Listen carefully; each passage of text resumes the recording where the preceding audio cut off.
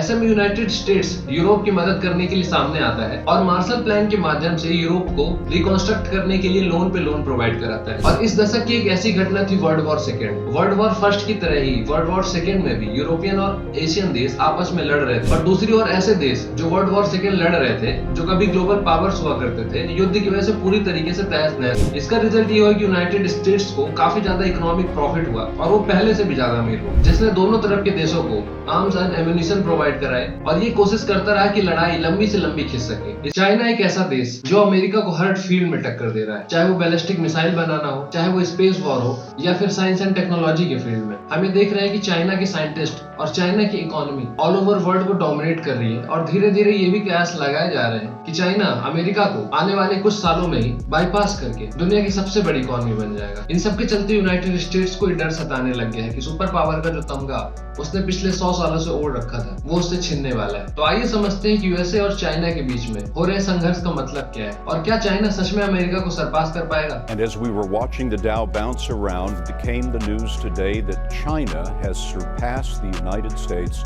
as the largest economy in the world. Well, it looks like China's race to become the #1 economy could take a little longer. The output of what is now the world's #2 economy is expected to surpass that of the US only in 2033. And the IMF says China's surging economic power will this year surpass the US when China's GDP, adjusted for purchasing power, will hit $17.6 trillion.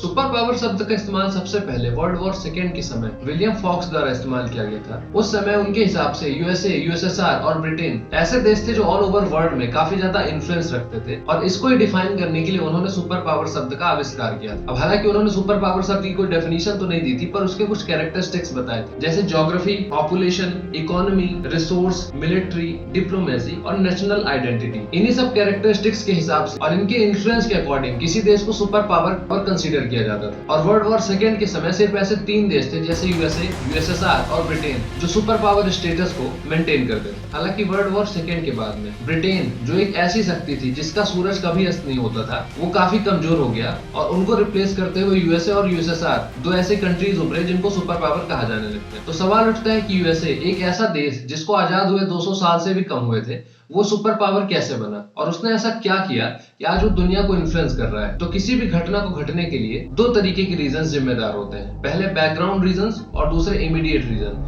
तो आइए समझते हैं कि ऐसे कौन से background reasons थे जिसकी वजह से अमेरिका इतना ज्यादा पावरफुल बन पाया। यूएसए को एक सुपर पावर बनाने में उसकी ज्योग्राफी का बहुत बड़ा रोल है। उसकी ज्योग्राफी पे जब आप नजर डालेंगे तो देखेंगे एक तरफ पैसिफिक ओशियन है, दूसरी तरफ अटलांटिक ओशियन, जिसकी वजह से यूएसए बाकी दुनिया से पूरी तरीके से अलग थलग पड़ जाता है, और बाहर से इन्वेजन होने की जो भी आशंकाएं होती है पूरी तरीके से जीरो हो जाती है। उसके अलावा नेचुरल रिसोर्सेज की बात करें तो आयरन, स्टील, एल्यूमिनियम और कई तरीके की धातु पाई जाती हैं, जिनके माध्यम से कई तरीके की इकोनॉमिक एक्टिविटी करी जा सकती है। अब देखने में यह आया कि आजादी के बाद से अमेरिका ने अपने आप को अंदरूनी तौर पर मजबूत करने में काफी ध्यान दिया। सन 1800 से लेकर 1950 तक उन्होंने अपने एजुकेशन सेक्टर पे काम किया, उन्होंने अपने इकोनॉमी पे काम किया, उन्होंने अपने ह्यूमन स्किल्स पे काम किया, जिसके माध्यम से उन्होंने वर्ल्ड क्लास यूनिवर्सिटी बनाई, साइंस एंड टेक को बढ़ावा दिया और बड़े बड़े इन्वेंशंस किए, जिसकी वजह से अमेरिका का रैपिड डेवलपमेंट हुआ। और इन्हीं सब कारणों की वजह से वर्ल्ड वॉर फर्स्ट आते आते अमेरिका एक काफी इन्फ्लुएंशियल पावर बन चुका था। पर उसकी पावर को और ज्यादा इंक्रीज करने के लिए वर्ल्ड लेवल पर कुछ ऐसे इवेंट्स हुए जिसने यूएसए की इंपॉर्टेंस दुनिया में और बढ़ा दी, जैसे वर्ल्ड वॉर फर्स्ट के समय में यूरोपियन देश आपस में लड़ रहे थे, और उन्हें लड़ने के लिए हथियारों की जरूरत थी, इंफ्रास्ट्रक्चर की जरूरत थी, और इसे प्रोवाइड कराया अमेरिका ने, जिसकी वजह से यूनाइटेड स्टेट्स में इकोनॉमिक एक्टिविटी बूम करती है, और यूएसए ने वर्ल्ड वॉर फर्स्ट से काफी पैसे बनाए, और इस पैसे के माध्यम उसने अपने ग्रोथ को एक्सेलरेट किया। अब दशक आता है 1940 का, जो ऐसी स्थितियां पैदा कर जिसकी वजह से यूनाइटेड स्टेट्स आने वाले समय में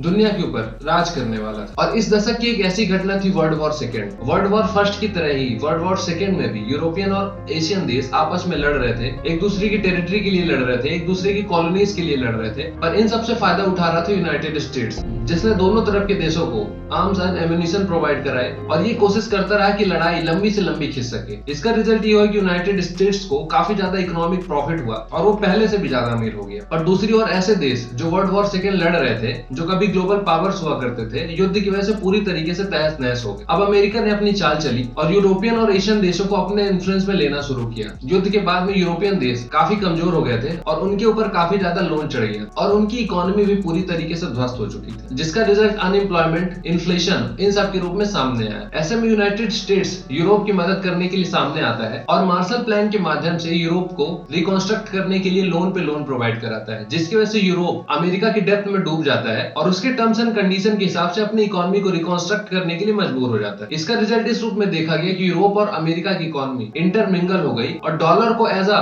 ग्लोबल करेंसी की तरह यूज करना शुरू कर दिया गया। अब जैसे जैसे यूएसए की इकोनॉमी और डॉलर का ग्लोबल लेवल पे इंपॉर्टेंस बढ़ रहा था, वैसे वैसे यूएसए की यूरोप और बाकी कॉन्टिनेंट के ऊपर भी पकड़ काफी मजबूत होती जा रही। अब यूएसए ने अपनी इंपॉर्टेंस को और ज्यादा बढ़ाने के लिए और अपनी स्ट्रेटेजिक पकड़ को मजबूत करने के लिए ब्रेटन वुड इंस्टीट्यूशन को स्थापित करने का प्रस्ताव आगे बढ़ाया, जिसके माध्यम से IMF, वर्ल्ड बैंक जैसे संस्थान बनाए गए। हालांकि ये इंस्टीट्यूशन थर्ड वर्ल्ड कंट्रीज और वर्ल्ड वॉर सेकेंड के बाद बर्बाद हुए देशों को मदद करने के लिए बनाए गए थे, पर बहुत ही शातिर तरीके से यूएसए ने इन इंस्टीट्यूशन का इस्तेमाल करके यूरोपियन और थर्ड वर्ल्ड कंट्रीज के ऊपर अपनी पकड़ और ज्यादा मजबूत करी और देखा ये गया कि बाकी बचे हुए देश यूएसए की इकोनॉमी और डॉलर के ऊपर इतने ज्यादा इंटरडिपेंडेंट हो गए कि उस चीज से बाहर निकल पाना काफी मुश्किल हो गया। अब हालांकि अपनी कहानी में एक दूसरा प्लेयर भी है जिसको हम यूएसएसआर के नाम से जानते हैं और दोनों के बीच में आइडियोलॉजिकल और स्ट्रेटेजिक राइवलरी चल रही थी। और मजे की बात यह है कि यूएसए ने यूएसएसआर के डर का इस्तेमाल करके यूरोपियन कंट्रीज के ऊपर अपना ऐसा प्रभुत्व बनाया कि आज हम ये देख रहे हैं कि ऑल ओवर वर्ल्ड में यूएसए 800 से ज्यादा मिलिट्री बेसेस है। तो हम ये देख सकते हैं कि कैसे वर्ल्ड वॉर का इस्तेमाल करके अमेरिका ने अपना इन्फ्लुएंस पूरी दुनिया पे बढ़ाया, पूरी दुनिया की इकोनॉमी को अपनी इकोनॉमी से लिंक किया, डॉलर को एक ग्लोबल करेंसी बनाया और उसके अलावा कई सारे ऐसे इंस्टीट्यूशन भी बनाए जिसने बाकी देशों को अमेरिकन डेब्ट के ऊपर डिपेंडेंट कर दी और साथ ही साथ ऑल ओवर वर्ल्ड में अपनी मिलिट्री प्रेजेंस बढ़ाई और 800 से 900 बेसेस भी बना डाले। दुनिया में शायद कोई ऐसा देश बचा होगा जहां पे अमेरिका की मिलिट्री बेस ना हो। और ये सारी घटनाएं 1980 और 1990s तक चलती रही,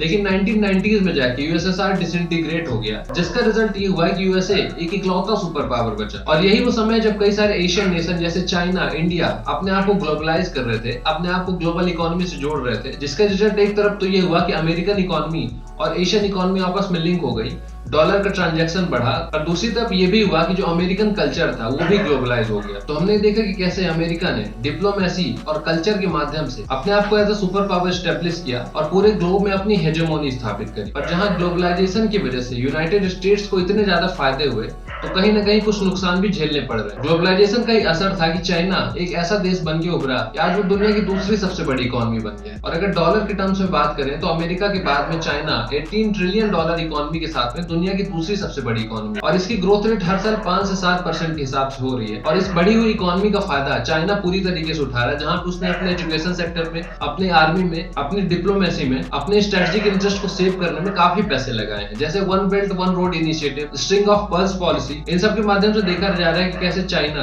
अफ्रीका में और एशियन देशों में अपना प्रभुत्व बढ़ा रहा है। चाइना के बढ़ते हुए इसी इन्फ्लुएंस को देखते हुए अमेरिका भी अब सतर्क हो गया है और उसको कंटेन करने के लिए कई सारे ऐसे ग्रुप्स बनाने लग गए, जैसे क्वाड, I2U2, जो दिखाता है कि चाइना कितना ज्यादा इंपॉर्टेंट रोल प्ले करने लग गया है ग्लोबल इकोनॉमी और ग्लोबल पावर में। अब हालांकि इसमें कोई दो राय नहीं कि आने वाले 10 से 15 सालों में अमेरिका को चाइना पूरी तरीके से रिप्लेस कर देगा, क्योंकि उसकी इकोनॉमी अभी 18 ट्रिलियन डॉलर की है और अमेरिका की इकोनॉमी 27 ट्रिलियन डॉलर की है।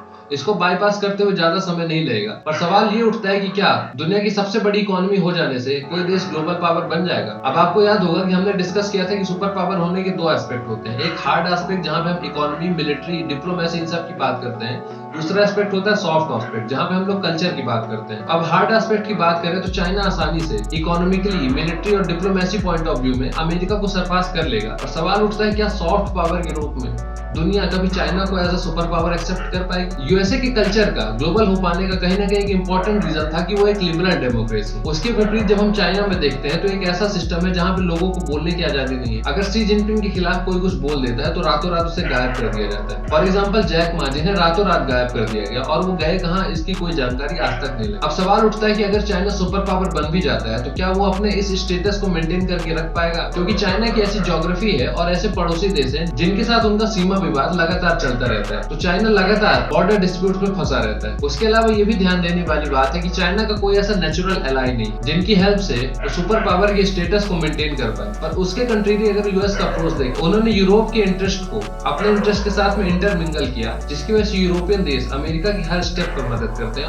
और हर स्टेप उसे सपोर्ट करते हैं। उसके अलावा यूएसए फैक्टर को भी कंसीडर करना पड़ेगा, क्योंकि चाइना यूएसए जैसे एक सुपर पावर देश को रिप्लेस करने जा रहा है। तो क्या अमेरिका इतनी आसानी से खुद को रिप्लेस होने देगा? अब ये तो आने वाला समय बताएगा कि क्या चाइना अमेरिका को रिप्लेस कर पाएगा, और अगर चाइना अमेरिका को रिप्लेस करता है तो क्या ये रिप्लेसमेंट स्मूथ होगा या फिर इसका रिजल्ट एक युद्ध के रूप में सामने आएगा। तो आज के वीडियो में बस इतना ही, और जाते जाते मैं आपको कहूंगा कि चैनल को सब्सक्राइब कर लो, बेल आइकन को दबा ले, जैसे ऐसे इन्फॉर्मेटिव वीडियो आपको समय समय से मिलते रहे। Thank you.